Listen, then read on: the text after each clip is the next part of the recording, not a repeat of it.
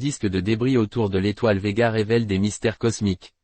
Les récentes observations de la NASA ont révélé de nouvelles informations sur le disque de débris entourant Vega, une étoile située à environ 25 années-lumière de la Terre, dans la constellation de la Lyre.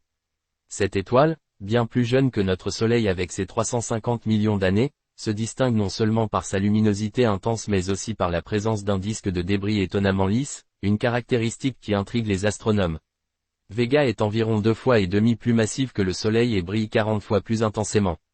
Cependant, son intense combustion limite sa durée de vie à environ 1 milliard d'années.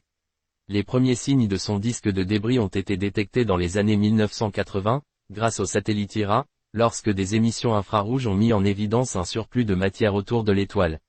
Ce disque, constitué de particules fines issues de collisions entre petits corps célestes, a ensuite été étudié par le télescope Spitzer en 2005, qui a révélé sa vaste étendue, atteignant 160 milliards de kilomètres de diamètre. Grâce aux récentes observations des télescopes James Webb et Hubble, la structure de ce disque est désormais mieux comprise, bien qu'elle suscite toujours de nombreuses questions. Contrairement à d'autres disques circumstellaires, celui de Vega est remarquablement lisse, sans ceinture de débris perturbés par des planètes massives, comme c'est le cas pour Fomalhaut, une autre étoile similaire.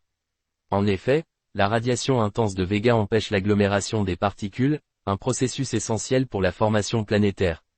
Les rares gros fragments qui pourraient émerger sont continuellement réduits en poussière par des collisions incessantes. Une autre particularité du disque de Vega est l'existence d'un espace vide, ou gap, situé à environ 60 unités astronomiques de l'étoile. Ce vide pourrait résulter de l'influence gravitationnelle d'un objet encore indétecté, ou bien de phénomènes dynamiques propres aux particules de poussière. Ces nouvelles découvertes, publiées dans l'Astronomical Journal, confirment que le disque de Vega échappe au modèle classique de formation planétaire. Alors que l'idée de disque circumstellaire date du XVIIIe siècle, notamment grâce aux théories du philosophe Emmanuel Kant, le cas de Vega montre que de nombreux mystères subsistent sur les processus de formation des systèmes planétaires.